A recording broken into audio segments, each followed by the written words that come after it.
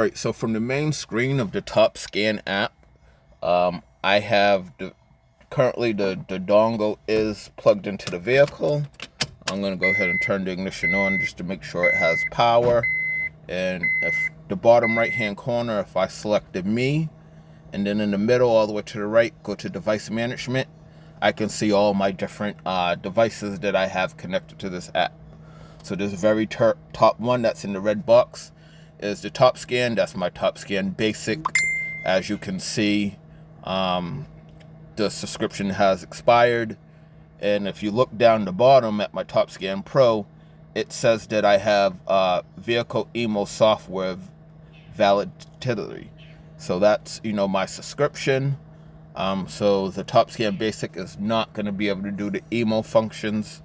But I believe we still can connect to the T-dots and be able to read frequency data and chip data. So that's basically what we want right now. So we want to see how identical the Topdon Topscan T-dots reads the main key and the one that we cloned from it. Alright, so I'm going to go ahead and hit back, and I'm going to hit home. Now at the very top right here where it's diagnostics, this will scroll over and it'll give you all your options. And all the way to the right, I have T-dots. Now, our T-dots unit is battery powered and it's Bluetooth, so there's nothing to connect. Just turn on the power button. And the first thing we're going to do is we're going to do frequency detection at the very top. I'm going to go ahead and open frequency detection and then select remote detection and confirm. Alright, so it tells me I can go ahead and start pressing the buttons. So this is the universal X-Force flip blade remote key. We're going to go ahead and just detect it. And it tells us it is a FSK and the frequency is 313.849.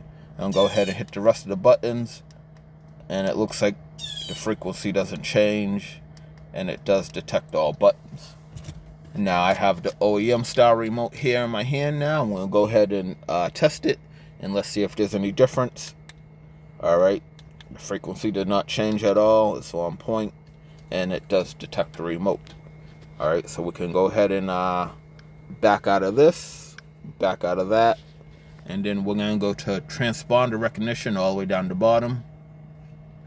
So I put the original OEM style key in the device reading slot, and I'm going to select read key. Alright, hit down the bottom to confirm, and it's now reading the chip. So it tells us it's a 13 chip. We know that's Megamos 13. And down the bottom it has the key ID, which looks like it's in hex data form. But we're just going to look at the last four numbers, 1473, those 2 bits. Alright, and we want to see, I'm going to put the X-Force clone key in and see how identical it reads. Alright, so I got the key in. I'm going to go ahead and hit read again. And it's 100% identical. So it's the Megamos 13. The last 4 is 1473. I'm going to take that key out, and then I'm going to put the other OEM style chip key that we programmed, and I'm going to read that one.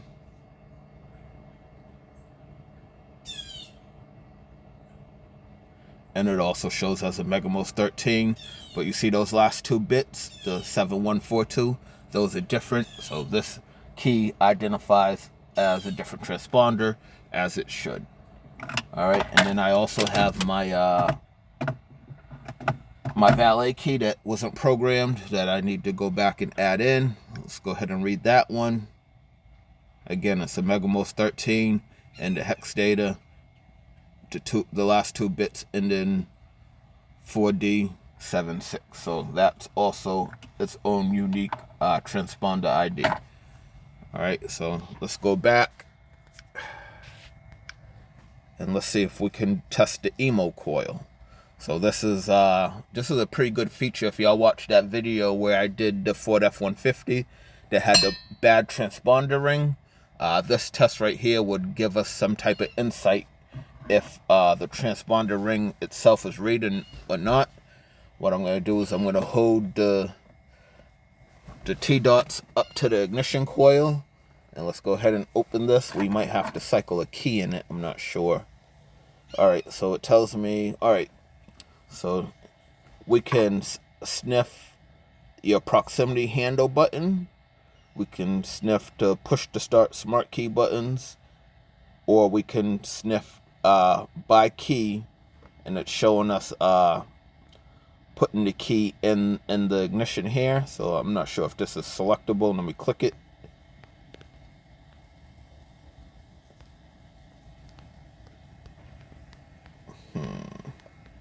All right, so I'm not sure what it wants me to do, but let me go ahead and put the key in and turn it, and there it goes. It automatically detected it, but it doesn't tell me any information. So let me go ahead and shut this off, turn the key on again, and it's definitely reading, but I would have thought that, you know, it would have showed me some type of information. That's pretty interesting. So I guess it just tells you that something is actually reading, but it doesn't tell you, you know, usually like if I'm doing from one of my programmers, my key programmers, it would tell me what transponder the ignition coil pickup ring is looking for. All right, so I'll play with that some more and just see if maybe I'm just doing something wrong, or, you know, maybe that's it. But actually, let me see, I'm pretty close to my 2013 Toyota Venza, which is a proximity smart key. So let me bring the T-dots over there and press some buttons on the door handle and see if it picks up anything there. All right, so let me try locking it, holding the T-dot. Yep. So it detected, you know, it was picking up the signal from the door handle, but again, it doesn't give me any type of information. So it might just be some variation of signal detection.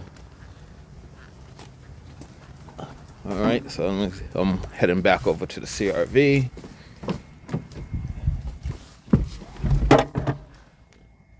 All right, we're going back out of emo. I'll put my key back in the ignition, turn it on. All right, so we can back out of this. We can get all the way out of emo. And let's just go into diagnostics and see what options we have in here. All right, so it doesn't look like we could get into very much with this expired subscription. So, you know, that's one of the downfalls to this is this thing is pretty, as far as the Topscan dongle itself, it's pretty useless unless you have an active subscription. Now up top I did see the EOBD. It's going to let us download. So I'm going to go ahead and download that. And we might be able to read basic codes. Alright, so let's open EOBD and click continue. Alright, and let's just see what AutoScan does. It says it failed to communicate with the VCI. And let me just look at my VCI, make sure. Alright, so my VCI is actually not even, oh, maybe it wasn't plugged all the way in. It wasn't showing power on it. Alright, so I just plugged that all the way in. I have the power light on it. And let me just go ahead and see if I can double check this connection. Alright, so at the very top corner, we can see the VCI blinking. And it has a little, it's grayed out. Usually it's colored blue. And there it goes. It picked up the Bluetooth. So I'm going to go ahead and hit connect. And we're done. Alright, so now we got our blue VCI with the green check on the top. Alright, and it's telling me my current battery voltage is low.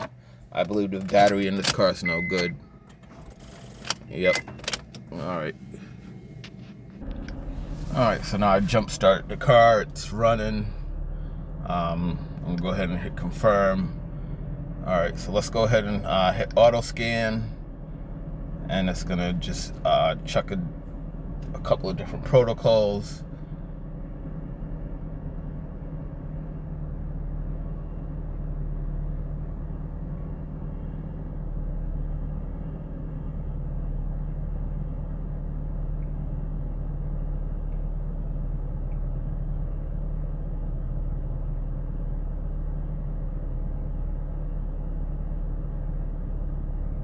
All right, and now it detected what protocol it was, and we're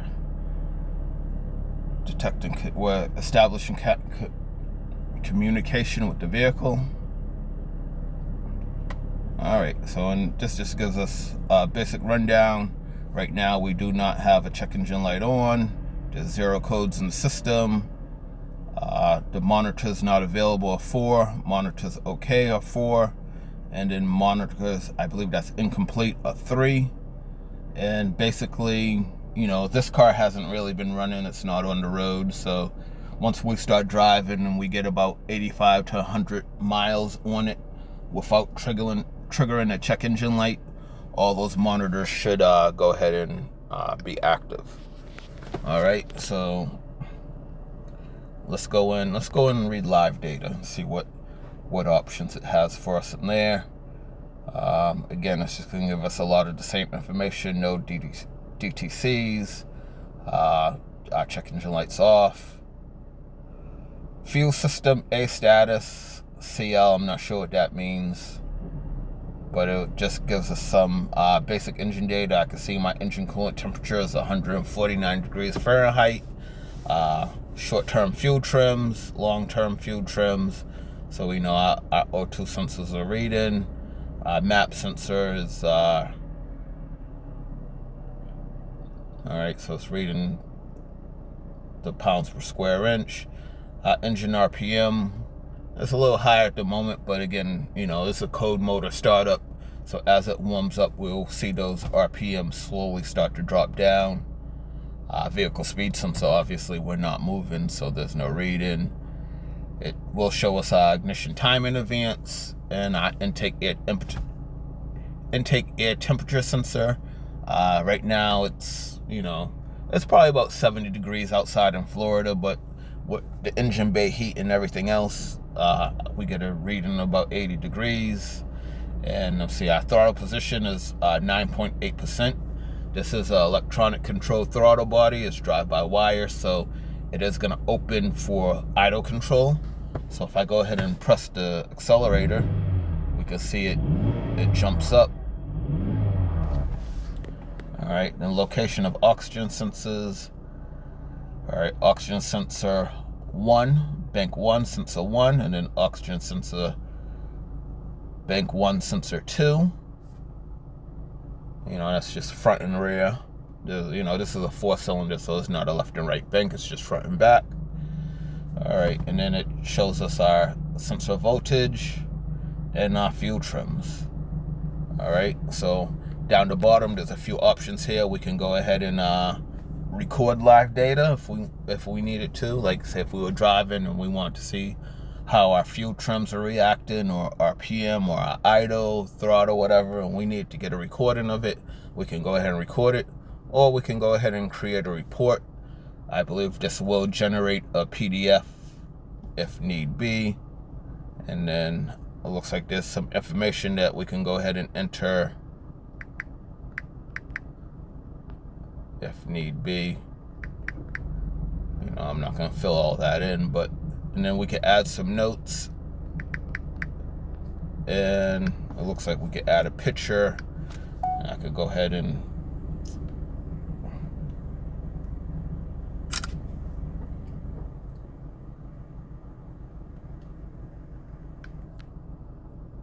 all right, and there we go. We got our picture in there. That's just a picture of the dashboard. And then I can go ahead and hit confirm. And this is all the data that's, you know, it's freeze frame data. It's gonna go and generate in our report. I can go ahead and hit save.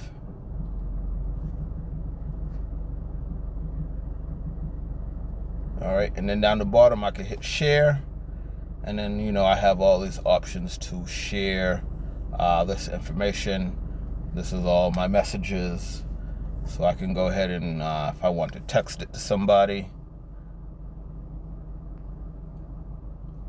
I could select one of my recipients, or I could search for somebody. I could enter information.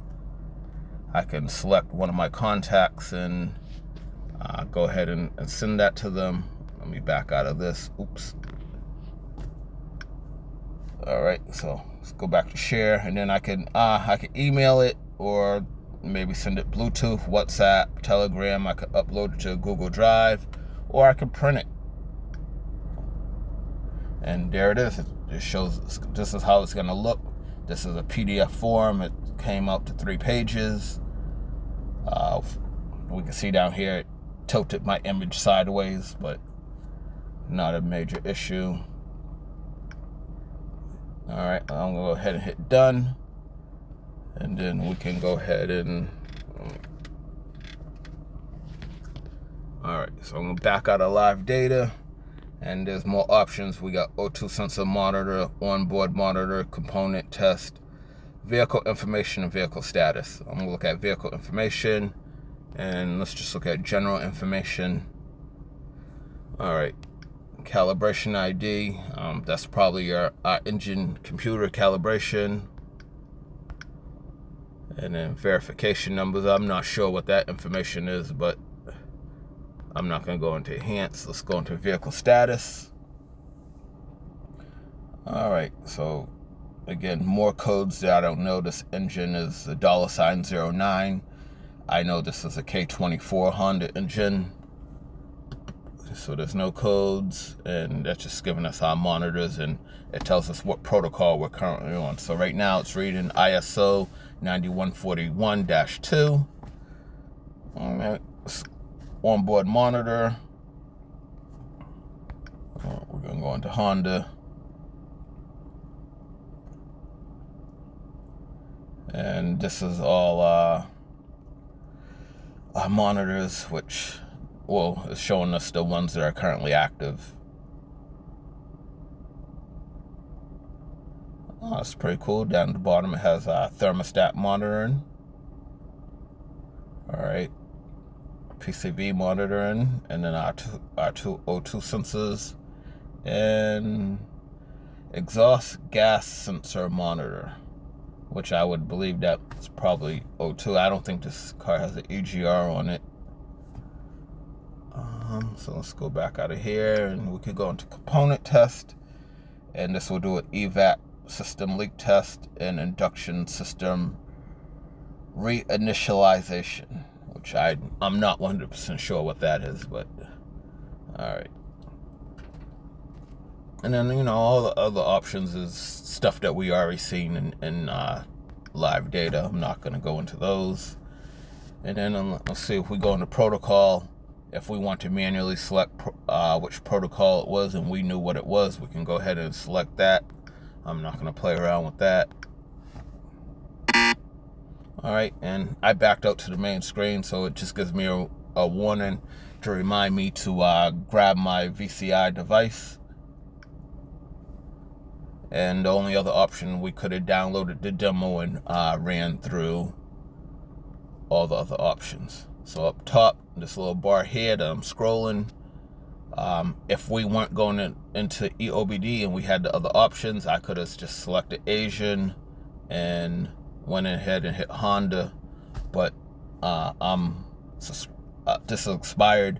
I'm not going to renew it because I have the new one. But let me just look at what it's telling me. All right, so paid features, I can see EOBD, IM readiness, vehicle performance, VE calculator, repair info, and trouble codes.